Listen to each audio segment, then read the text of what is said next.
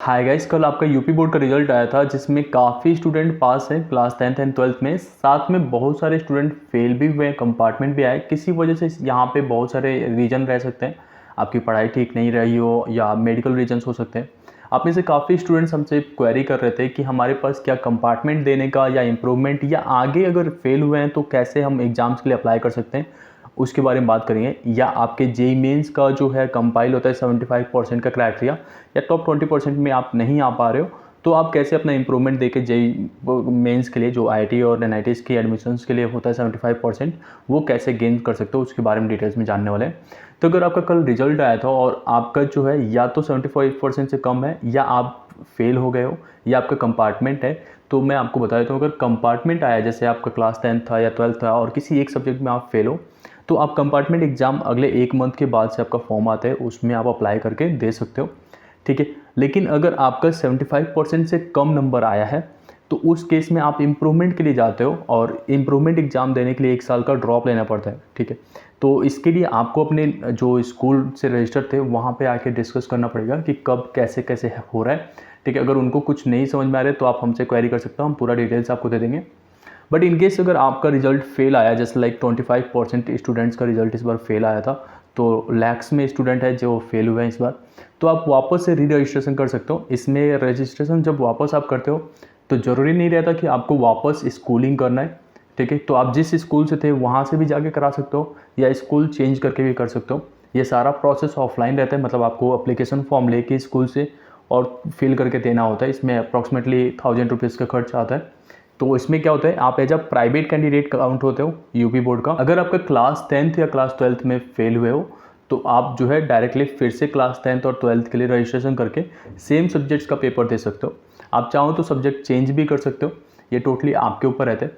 अगर आप पास हो गए हो, जैसे मान लो मैथ वगैरह से पास हुए थे, या बायो से या आर्ट से पास हो गए थे, और आपके सब्जेक्ट चेंज करना है क्लास 10th में या क्लास 12th में, या दूसरे सब्जेक्ट में पेपर वापस से देना है, तो आप जो है पार्ट एडमिशन ले सकते हो यूपी बोर्ड में। इसके लिए अलग से फॉर्म भरी जाती है, तो आप अपने स्कूल से कनेक्ट करके और उनसे अप टू 4 सब्जेक्ट तक का एग्ज़ाम दे सकते हो, वो भी वैलिड रहते हैं। और आगे आप जो भी कॉम्पिटिटिव एग्जाम्स के लिए जाना चाहते हो उसमें आप जा सकते हो। अगर आप यूपी बोर्ड में क्लास 10th में थे और आपका रिजल्ट अगर फेल आया है, जैसे मान लो 2-3 सब्जेक्ट में आप पास हो, बाकी में फेल हो, तो आप जिन सब्जेक्ट्स में पास हो उसका क्रेडिट ले सकते हो। मतलब आप अपने स्कूल वालों से कह सकते हो कि इसके नंबर को ट्रांसफ़र कर दो, एंड जो बाकी जिसमें फेल हो बस उसका भी पेपर दे सकते हो। ये जिस क्लास 12th वाले स्टूडेंट्स के लिए नहीं है, लेकिन क्लास 10th के लिए होता है। तो आप इसका बेनिफिट अपने स्कूल से बातचीत करके ले सकते हो, ठीक है। यहाँ पे काफ़ी स्टूडेंट्स पूछते हैं कि जो कंपार्टमेंट एग्ज़ाम होता है तो क्या इसका फॉर्म ऑनलाइन रहता है। तो इसका फॉर्म ऑनलाइन नहीं आ रहा है अभी चीज़ें जो है ऑफलाइन मोड में ही चलता रहा है, पीछे भी ऑफलाइन मोड में था। तो आपका जैसे ही ऑनलाइन आता है तो हम आप लोग को यहाँ पे बता देंगे, सारे डिटेल्स दे देंगे। तो अगर आप पहली बार चैनल पर हो तो सब्सक्राइब करना बिल्कुल नहीं भूलना। आप में से काफ़ी स्टूडेंट्स ये क्वेरी कर रहे थे कि क्या हम पत्राचार विद्यालय के थ्रू इनरोल कर सकते हैं।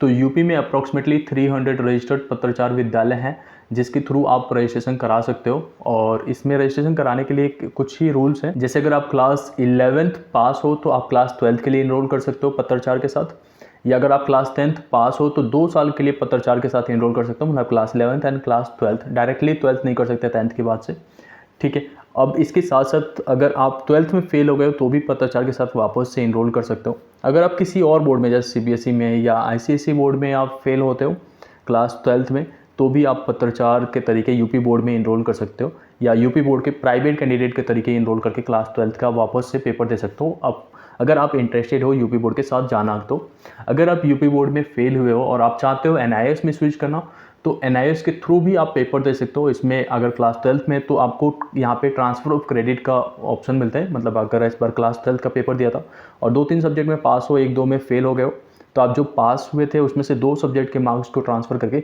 बाकी का पेपर देके अभी 2 महीने में आपका जो है एग्ज़ाम हो जाता है और फिर रिजल्ट आ जाता है। तो इसमें आपका साल सेव हो जाता है, बच जाता है, ठीक है। तो आप एनआईएस के लिए कंसिडर कर सकते हो। इसके लिए जो है, आप अगर एनआईएस के थ्रू जाना चाहते हो तो सिंपली जो है यहाँ पे एक वेबसाइट का लिंक आ रहा है, यहाँ पे जाके ज्वाइन कर सकते हो, या कमेंट सेक्शन में हमें पूछ सकते हो कोई भी क्वेरी है तो, या आप हमें इंस्टाग्राम या ईमेल कर सकते हो। हम लोग आपको पूरा प्रोसीजर बता देंगे कैसे आप एनआईएस में इनरोल करोगे। इस वीडियो में इतना ही रखते हैं। अगर किसी तरीके के और क्वेरीज है या यूपी बोर्ड से रिलेटेड और वीडियोस आप लोग चाहते हैं तो आप कमेंट कर सकते हो। होप इन डेट आपको ये वीडियो पसंद आया होगा। Thank you so much.